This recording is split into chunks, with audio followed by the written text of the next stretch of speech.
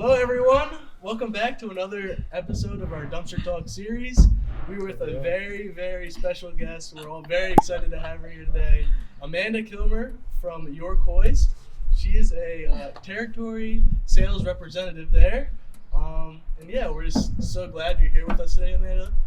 First off, to kind of start things, just kind of tell them where some background about who you are and maybe just how you kind of got started with York Hoist. Yeah, absolutely. Well, thank you all for letting me come today and inviting me, actually. This is her first podcast. Yeah, my first podcast. I'm honored. You guys, the first time I met you, I don't know if you remember, but at the mixer, it was a Manufacturers Association mixer. You all had on your lettered shirts, and I saw you from a distance, and I was fangirling because you guys are like LinkedIn famous and social media famous. So I couldn't believe that I was like actually meeting you. And you're the coolest and the nicest. So thank you. We definitely don't think we're anywhere near famous yet, but that's You're awesome. getting there. You're getting there. Yeah. But yeah, so York Hoist is just a really cool family-owned business in York County, of course, locally owned and operated, and has been in business for since 1975. So long time, and I've only been with the company for about a year, and I actually come from your industry, the waste industry, which is why I love your podcasts, I love your videos, I love the information that you share, because the waste and recycling industry has always been very interesting to me. I love the industry, and I spent 10.5 years in the industry, so it was a lot of fun. But I made a move because I was looking for another family-owned business once the company I worked for, once they got purchased by a corporate company. So here I am working for another locally owned, family-operated business, and York Hoist has been an incredible journey, incredible ride, totally different industry, so there's a lot to learn, but having fun every step of the way. That's cool. What's like the importance to you of working for a family-owned business instead of like a big corporation? Yeah, that's a great question. Business is just done a little differently. You know, you get an intrinsic feeling of, and I know you guys can probably relate, you know who you're working for, you know what the goal is sort of the company every day, you know what collectively everyone is working towards, and at any point you can walk into the owner's office and say, hey, what about this? Hey, what about this? And so your feedback and your input is sometimes taken more genuinely than maybe a corporate company would, because a corporate company has to answer to the shareholders at the end of the day. Yeah, that's true. It is good to have like I don't think any of us worked for any big corporations, but it definitely is nice to work like alongside our bosses and be able to ask them anything without having to like call them, or they're always like here with us, which is definitely nice. Yep. And so, was your role kind of the same as it is now with York Hoist as it was with those corporations, or did you kind of change it up a little bit when you went over to York Hoist? So I've done outside sales for a while now. I learned very early on, my second job out of college, I learned that my personality meshed well with doing sales. I enjoy it, so that's something that's key when people are talking about, you know, what path they want to go in life or what kind of career change they want to make. What matches up well with your personality. So I'm not a mechanical person, so I wouldn't want to go into a mechanical type role. I'm not a sit at a desk all day type person, and I enjoy people. And so it was probably a couple assessments that I had taken over the years that I realized that. And so my second job out of college was a sales job. I loved it, had so much fun, and sort of made the decision at that point that I was going to do sales forever. And so here I am doing sales yet again. So I've always been in that type of role. Now I'm just in a different type of industry. Okay. What would you say your favorite part about doing sales is? The people. The people. The people, hands down the people. Getting to meet people like you, networking. You guys do a lot of networking yourselves, so you enjoy networking, right? Yep, There's always good food. Yep. Right? You come just for the food. There's always good food. There's always good people. Usually there's an interesting speaker or an interesting tour that you get to take. But really, it's the people for sales, and it's the clients. Because at the end of the day, you can sit down and say, oh, I really helped them. They had a problem, and I had a solution for it. You can't help everyone. Not everyone can be your client or your customer. But at the end of the day, the clients that you have that buy your goods and services, you can get that intrinsic feeling of, oh, I helped them. I solved their problem. Would you say that the people part of it does that come natural to you? Has that always been something that you're just good at, or did you have to like kind of go out of your comfort zone to get there. I know for us, we still, when we go to these networking events and stuff, we still get a little bit nervous, Yeah. butterflies and stuff, Mhm. talking with like all these new people that we've never seen before. It's like, I know it's hard sometimes to go out there and initiate the conversation, but kind of how do you go about those networking events? Like how Isaiah was saying. Yeah. So someone gave me great advice one time and said, if you're not getting butterflies before you're going and doing a presentation or meeting with a client, if you're no longer getting butterflies, then you're probably in the wrong industry or you're probably in the wrong job. And so every day I get butterflies right before I met with you guys. I have butterflies being here today, so I know I'm at the right place, right? Yep. Yeah. So the people part, it does come natural, and I've said for years I've been in several sales training courses and taught some different sales training, taught coworkers, and I believe that either you're born with it or you're not. You either like it or you don't. Now, anybody can learn anything, so absolutely that rule can be broken. But in my experience with seeing different people in and out of sales roles, or people who like it or people who don't like it, my opinion is you're either born with it or you're not. You either like people or you don't. Yep. You either get the intrinsic value. For me, it's the intrinsic value of I get to meet the coolest people, see the coolest businesses, interact, do really fun things, go on fun tours, sort of all the cool things that you guys get to do as well. Yeah. And you have fun doing it. So why not do something that I enjoy, have fun at, make some money at, and be able to help those clients? So it has come naturally for me. It doesn't come naturally for everybody. And I get that, because a lot of people do not like networking, do not like networking events.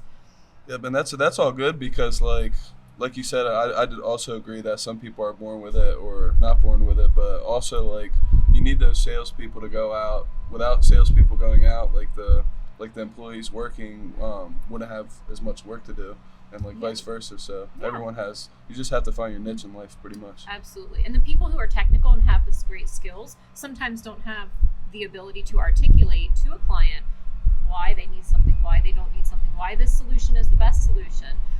And so it's sort of a yin and a yang of technical people have great skills that are needed, and then the salespeople have a great set of skills that are needed, and you can mesh them together. Work and, together. Yeah. So Do you feel like it transfers, like how you're at like a couple of different positions before at different companies and stuff? Do you think those skills transfer from each company? Like everything you learned from the last one, pretty much the sales part comes to the next one, or is it like kind of hard to have to learn like again what you're selling and like how that goes? Yeah. So sales is sales. It doesn't matter what you're selling. If you're selling trash services, recycling services, or in my case, if I'm selling overhead cranes and lifting solutions to manufacturers, sales is sales. The rules still sort of apply.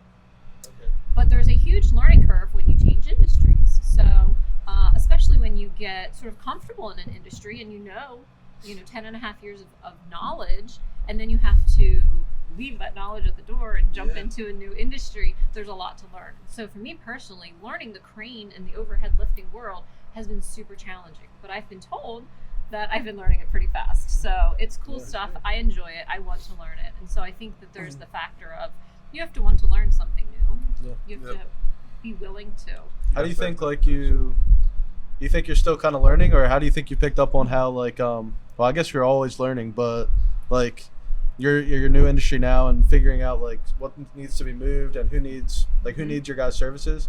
Yeah. Are you still kind of trying to figure out where you need to go, or just? So I have a great team of people that help me, that are sort of behind the scenes, great technology, great leadership. And so I really can rely on a lot of those people to help me along the way. Yeah. But as far as who I'm seeing on a daily basis and who my clients are, it's really easy. Every single manufacturer has overhead lifting, whether they're manufacturing a food product, whether they're manufacturing wire rope, whether they're a foundry, which is really cool. If you ever get to have a tour of a foundry, take them up on the offer because it's wild. It's really neat.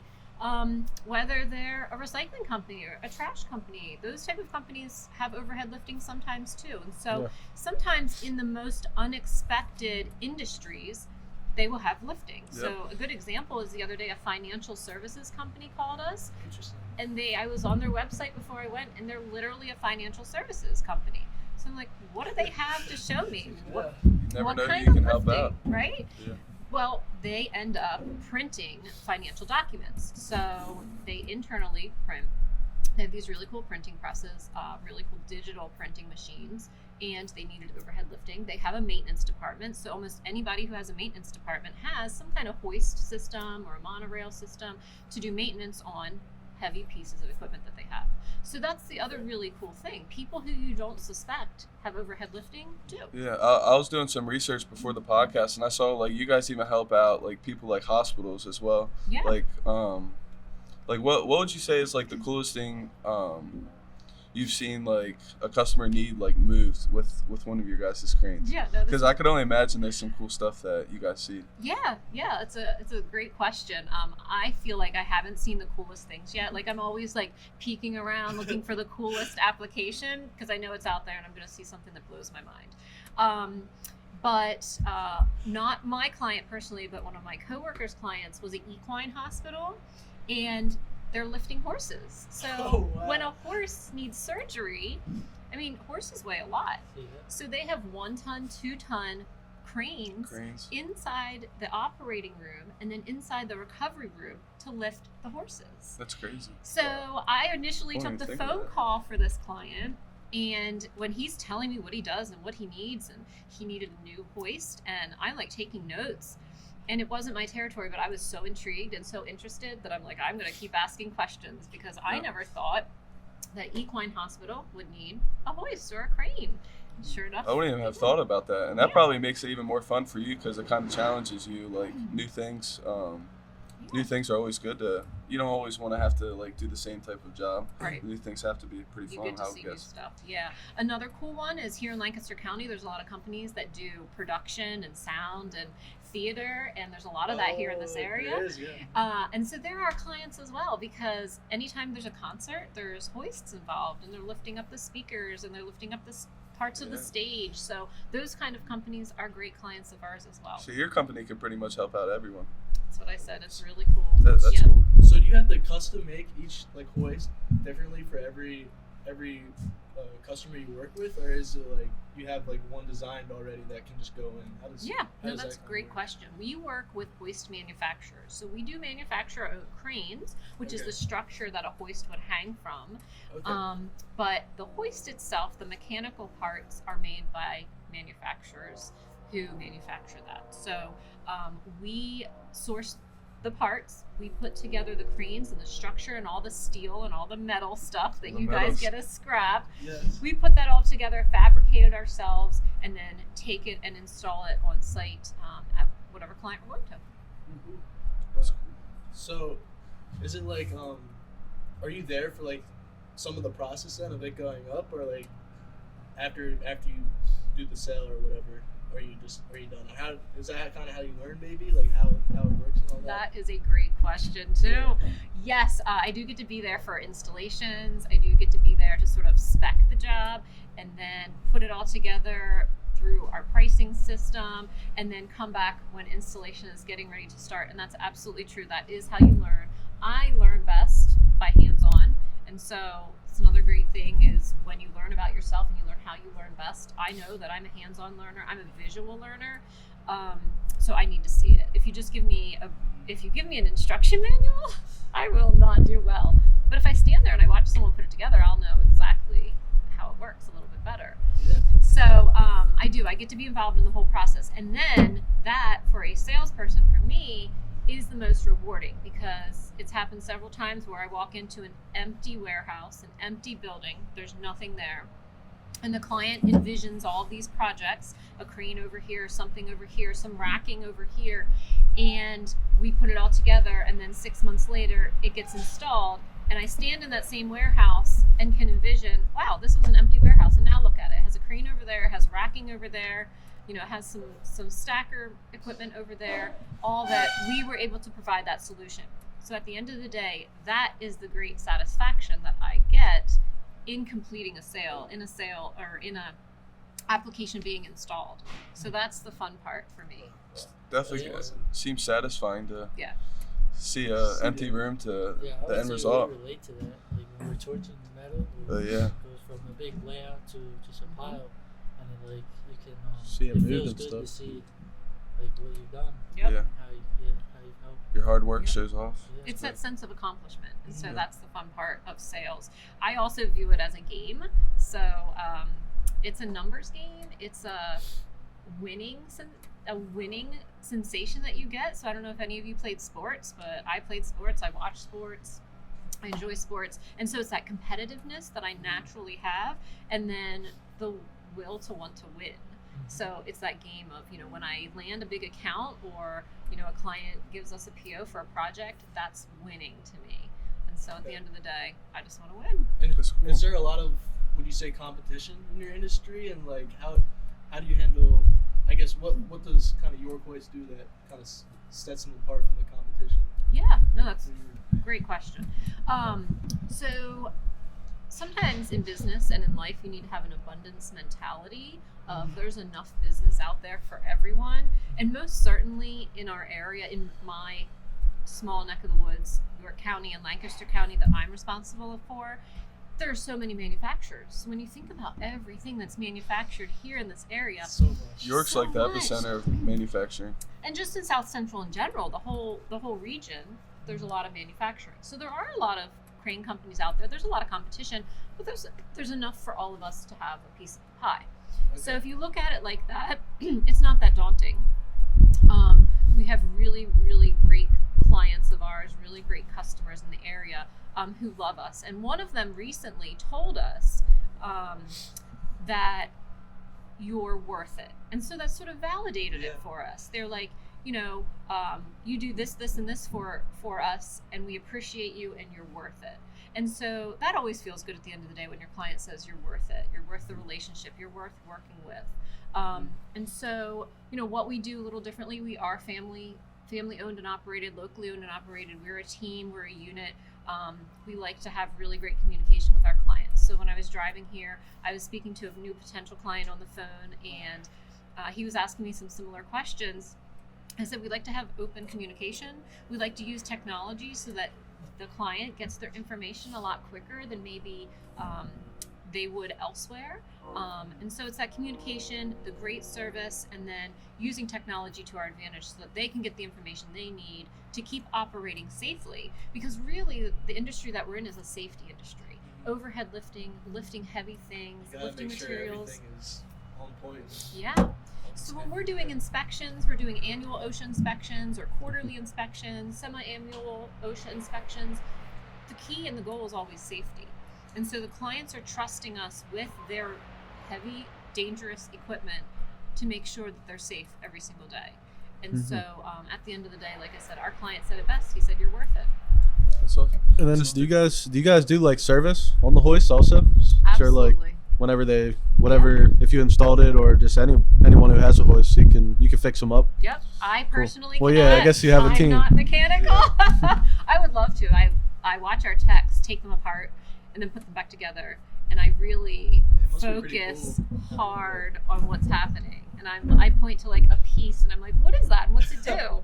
And they roll their eyes at me. What's this piece do? The other day, a couple pieces of like something were this small, and they were sitting on someone's desk, and I was like, what does that do? That looks so cool. It's like a tiny piece of metal, and they did something, I forget. But yes, fun. we do service. You don't Cool. want me coming out and doing service on your hoist because it won't work when I'm done. But yes, we offer service. And people keep equipment in the overhead crane business for a long time because it lasts a long time. There's a huge investment sometimes that they've spent to get all of the overhead lifting, to get the hoists, and they need it to last a long time. And so some of the equipment we're working on is really, really old. Some of the equipment we're working on is in harsh environments. So I mentioned a wire mesh facility or a foundry. That's a harsh condition, and those cranes get used all day, every day, sometimes for 3 shifts. So sometimes the cranes downtime is never like really get a downtime. couple hours. Yeah. It's- Up and running Isn't all that the time. wild? Yeah. So when you're asking a mechanical piece of equipment to run 24 hours a day without much of a break, a lot can go wrong. Sure. And so service is key. We do offer 24-hour service, emergency service. Oh, yeah, I was gonna say, is that like that's probably a big thing. Yeah. To like respond fast. Yeah, Yeah. it is. It's very key. And sometimes we'll hear clients, they'll call and say, well, I've called 2 other companies and they can't come today. Can you come today? And once again, we offer that service. So we can do emergency 24-hour and then just regular schedules. That definitely sets you guys apart too, because that's similar to something we do here. We do we drop industrial dumpsters at customers, and they call us within 24 hours, and we'll pick it up within 24 hours. So it's definitely good. Just Yeah. keep people going. I Yeah. saw you guys video doing that one day. Really? Oh, You were in the yes. truck and you were Couple driving highlights. to pick up and you were talking about Yeah. your 24-hour turnaround, We right? just made another one actually the other day with one of our another roll-off truck with Michael that will be coming out soon. But Okay, yeah. I'll look for it. Got it. How do you guys handle marketing and kind of the social media kind of world at York Hoist? You said were you big into it? I know we were talking a little bit about LinkedIn before. We've been really on a big push lately for the social media and marketing stuff. So yeah, I'm just interested how you guys are looking at it on your side. Me personally, I think it's key. Why not use it to help get your name out there, get the word out of who you are? And so personally, as a sales rep, in whatever industry I am in, I've used it to connect with people or to introduce myself to people, or just to reconnect with people that I've done business with over the years to say, hey, we all know the same people, let's chat. And so it's very key. We have a great marketing department at York Hoist who stays on top of all of that. And the other cool thing is we all share ideas. So Okay. within the company, if anyone has an idea on what we can do for marketing, what we can do for social media, content is always key. Marketing's always coming to sales of what kind of content do you want? What kind of information do you need? What are you hearing from clients? So that open lines of communication between marketing departments and sales departments is huge sometimes. It goes both ways. It helps you does. both. Yeah. It does. And so LinkedIn especially has been really awesome. It's fun. You can create LinkedIn's fun fun. content, Yeah. right? All the social media platforms, you can create cool content. You can share cool information. And we've seen several jobs come out of it. I've connected with several clients over LinkedIn and over social media. So I think it's key. I think it's fun. It's one of those fun things too. Like I said, in face-to-face networking, Yeah. online networking can be just as fun. And LinkedIn's pretty easy too. Like the way I think about it, if I have time to go on like other apps like Instagram or Snapchat, like I can always get on LinkedIn for 15 minutes a day Yes. at least. And a lot of good opportunities come from LinkedIn. So Yep. you never know who you can connect with. Yep. Someone called me the other day and was asking if I was going to post a LinkedIn Yes. post. That was my snowing You're picture. famous, actually. No, 50 you're likes famous. or something? I think So he reminded me, like, oh, are you going to have a funny weather post? Because it was snowing that day. And I was like, oh, people actually see this? And I know they actually see it. But it was funny to be on the phone with someone who was a vendor who I was asking some serious questions of. He broke up the seriousness with, I want to see your LinkedIn post today about the snow. So That's funny. a lot of fun, cool stuff can come from it. That's funny. I wanted to go back. I know you mentioned a little bit about your guys' culture. I could tell right when we met you guys at the mixer, we kind of got along great right away. What is your guys' culture like over there? Yeah. So we have a safety culture first, and we have the family culture. We call each other family. So whenever a new team member comes on board, we say, welcome to the family.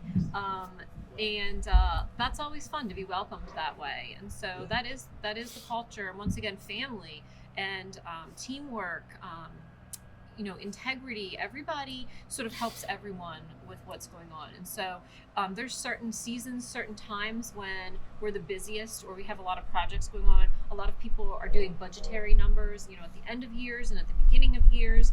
And so sometimes the process can get overwhelming, but guess what? There's always someone within other departments that's willing to help out, or there's someone who's willing to say, let's take this off the plate so that we can get caught up, or whatever it might be. So it is a safety first culture, and then it's a family first culture as well.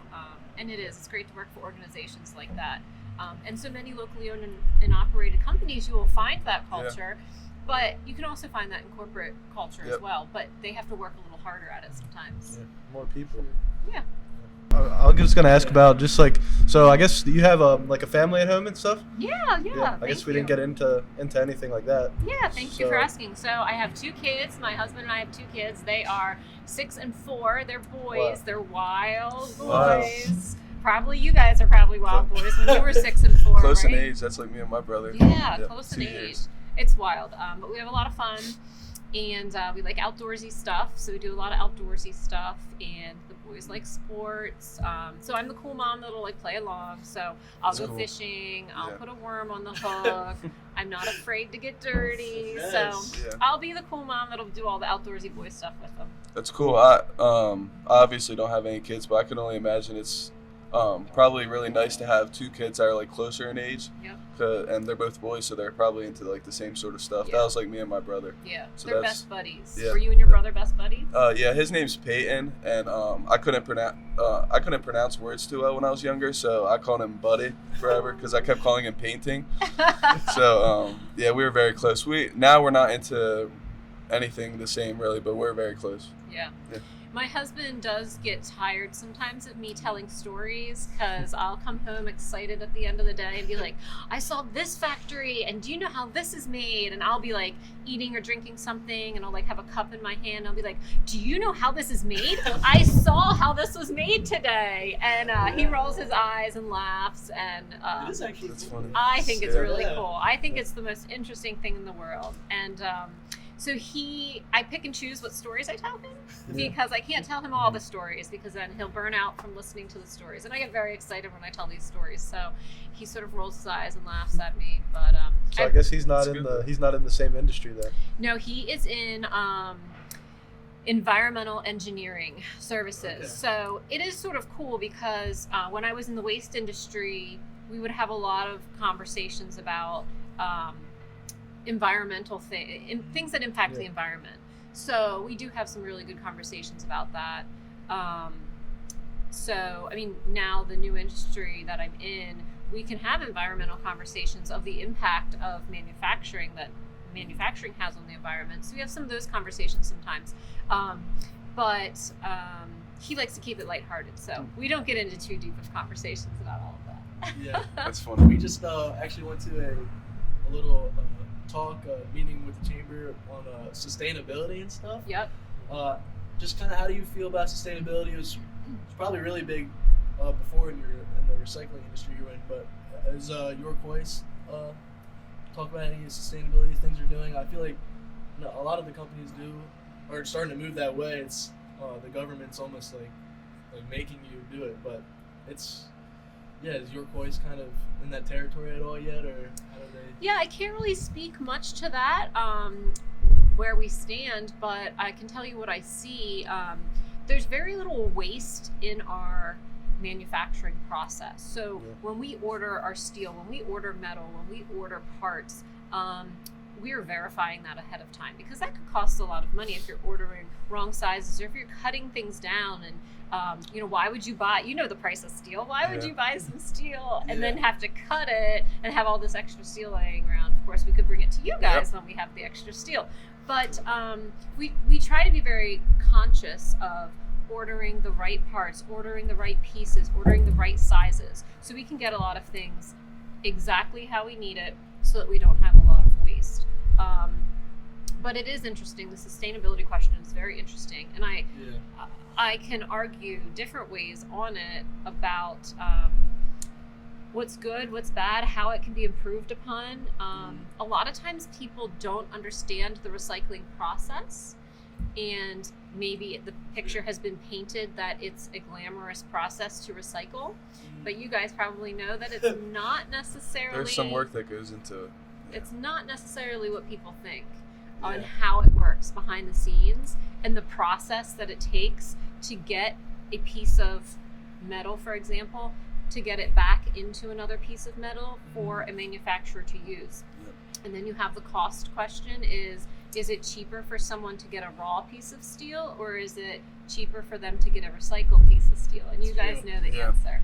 So it's interesting sometimes the perception that people have about recycling and then the actual side of what goes into Because recycling. all they really see is like their cans is going in the green tub, and they take it away, and that's pretty much it.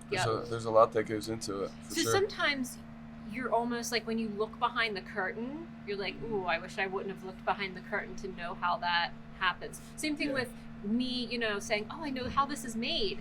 And sometimes I'm like, oh, I wish I didn't know how that was made. Because sometimes the manufacturing process can be dirty and loud and not great working conditions. And when you see how the end product is made, it makes you less enchanted with that end product. Yeah, for sure. Yeah.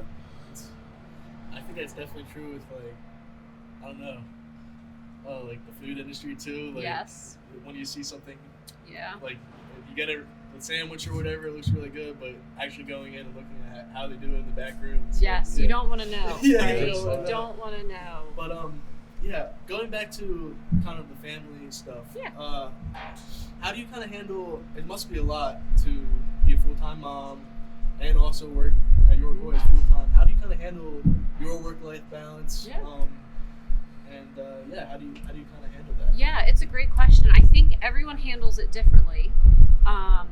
And I've definitely, over the years, watched other moms on how they handle it. But if you have a spouse, teamwork is key. So my spouse and I, my husband and I, it's teamwork. It's every day looking at our schedule, every day looking at where we have to be, what we have to do, every day making sure the kids are taken care of. Where are they going before school? Where are they going after school? That kind of stuff. So I'm thankful to be in an industry when you're in outside sales, you sort of get to make your own schedule and be where you need to be when you need to. So I think it's a lot of coordination, a lot of communication with your spouse. But it's rewarding too, because you do put in long hours sometimes. You do work on projects. I was sending emails at 10 o'clock last night, but my kids were in bed. So once again, and my husband and I still sat on the couch and ate a bowl of ice cream. So it was like, I felt like I was winning because I'm like, I spend time with my kids. Once my kids go to bed, I can send some emails at 10 o'clock. And then I can spend time with my husband, sit on the couch, and eat a bowl of ice cream. So I felt like I did it all yesterday. So it worked out. I feel like also, like, I'm sure you're very busy with sales. Like, being busy throughout the day, that even makes it, like, a lot better, like, going home to your husband and your kids. Like, you're probably a lot more thankful to have them. I've only been working full-time for, like, 7 months, but 6 or 7 months. But I've noticed that, like, my time away from my family makes me a lot more, like, thankful for it when I'm around them. Kind of. Absolutely, yeah. Would you say, like, do you work remotely at all? Like, has it changed from before when you were in sales? I know with COVID, it really picked up working remotely and stuff. How's that? Has it been a big factor and maybe help you manage your time a little better? Yeah. So I've sort of always worked, I always joke, my car is my office. So I've always had a sales car provided by the companies that I've worked for. And so my car is my office. And people often ask me, like, where's your office? I'm like, my car, over there, my car. So yeah, I work remote. I work out of my car. I work from my dining room table. During COVID, I worked in the basement, which was, there's no window in the basement. I worked in, and I love our basement, but there's no window. So that was my number one problem. And I had a folding table set up, and that was like my office for like a year. And my husband works from home, but he has an actual office in our house. So I tried to convince him that maybe like I could share his office, or maybe like he could move his office to the basement and I could have a real office. But that did not go over well because he fought me on the sunlight. He fought me on the... So, and he doesn't have to leave his office. Like, I'm on the road probably 80% of the time. So 20% of the time I'm behind a computer and 80% of the time I'm on the road. So I do like the flexibility of, being out. I mentioned earlier, I'm not a sit in an office person. I'm not a sit in a cubicle or sit at a desk all day person, because I want to be out seeing people and meeting people and visiting clients and doing client tours and seeing what I can help with. So especially in this industry, you can't always do something behind a computer. You can't always get the right scope of jobs behind a computer. You can, but you need to see things, put eyes on it, scope out, and talking to people. I noticed like, at least with my classes that I'm taking in college right now, like before, it was all online, all Zoom, and like just no connection there at all with people. And, Yeah. Like, as we've kind of transitioned out of that online phase, it's really been eye-opening to see like the people and like just how much like you miss talking to people. Mhm. Like, building those connections is like face to face. I think is really the way to go. Yeah. With any type of connection. And here's what's cool too. Most of the time in the world, people don't expect someone to show up in person. So in my last industry, when we showed up in person, everyone was always shocked. Like, oh, you showed up. Oh, you're here to look at that. Or, oh, you're here to spec this out. And we showed up in person. And that was a huge selling point. Yeah. So same thing now when someone calls us and says, I have this project, and my response is, hey, I can come out tomorrow. Or, hey, what's your calendar look like next week?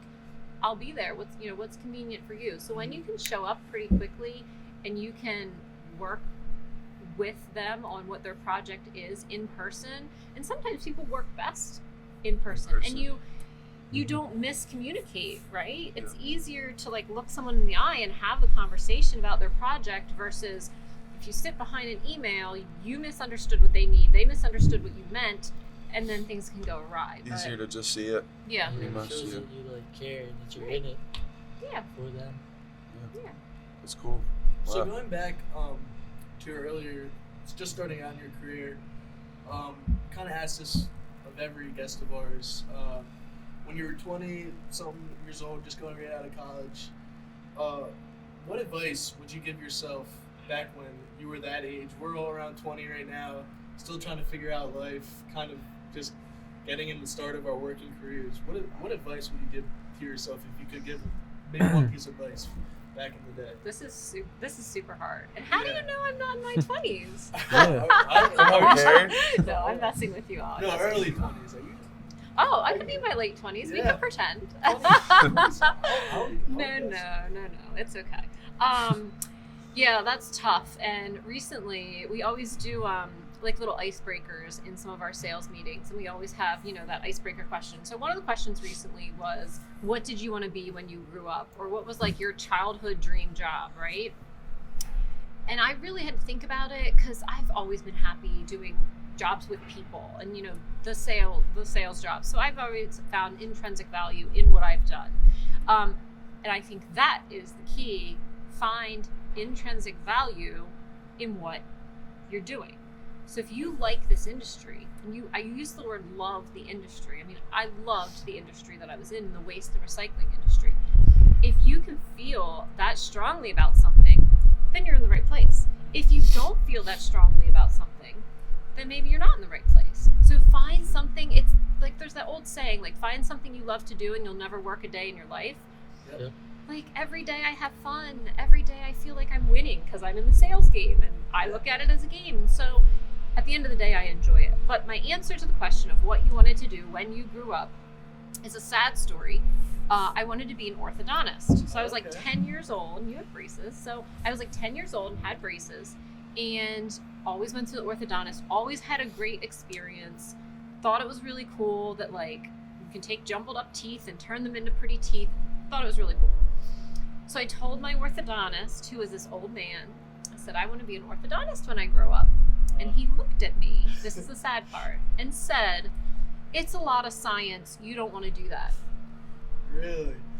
And so you can see what happened. I never pursued being an orthodontist. I never talked about it again. I never even thought about like anything in the medical field because he scared me to say, it's a lot of science. You won't like it. You shouldn't do it. Did you that enjoy crazy? science back in the day, or do you think maybe you could have? I don't If you know. would have been discouraged, do you think you could have gone down that path? I don't know. And I do look back and laugh at that because I'm like, could I have done it?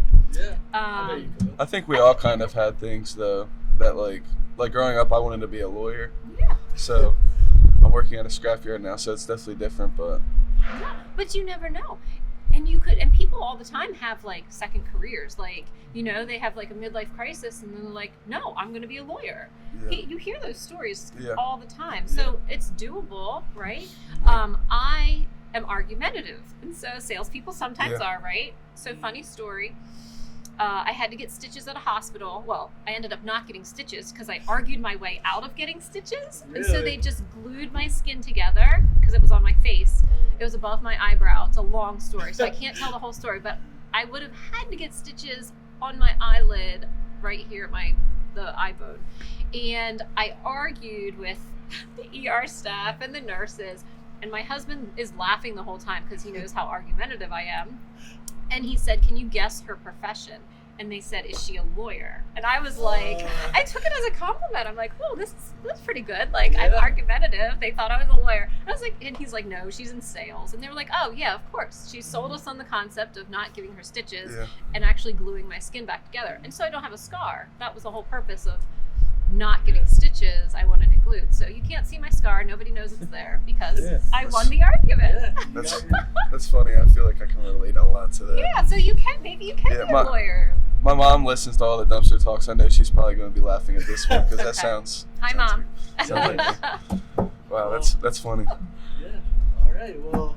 Do you have anything, Yeah, any questions for us? Or Anything at all? This was Yeah. awesome. Finish it off? I don't have questions. You guys are awesome. I got a cool tour. Last time I was here, I got a cool tour of the whole yard. And I would tell your listeners, like, come do a tour. This place is really cool. It is. It's bigger than, like, that was my first thought. It's a bigger piece of property than you would ever A lot of expect. people Yep. say that. Yeah. There's a lot of land here, and you have, it's very organized too, which is incredible. You guys do a great job at keeping it clean, keeping it organized, and your clients can then trust you because they know it's a clean facility. You keep it organized. You know what you're doing. You guys are very professional. You have great people skills. So just keep doing all of those things, and you're going to continue to be successful because you guys are. But I just want to say thank you to all of you because this has been a lot of fun. Thank you for I coming Thank you in. for love coming. dumpster talk. So. It's been one of my favorites so far, I think. Yeah, and you guys, I said the first time I met you, I was like, you're LinkedIn famous. So thanks for letting me be part of this little LinkedIn group. Maybe I can be LinkedIn famous too, Yes. just Oh, like yeah. We're you. gonna grow together. Yeah, but thank you. I appreciate it. It's been fun. Yes. Thank you for coming in. Thank you, Amanda, Thank you. and yeah, thank you all for watching, and we will see you all. See you on the next See you one. guys next time. Yeah.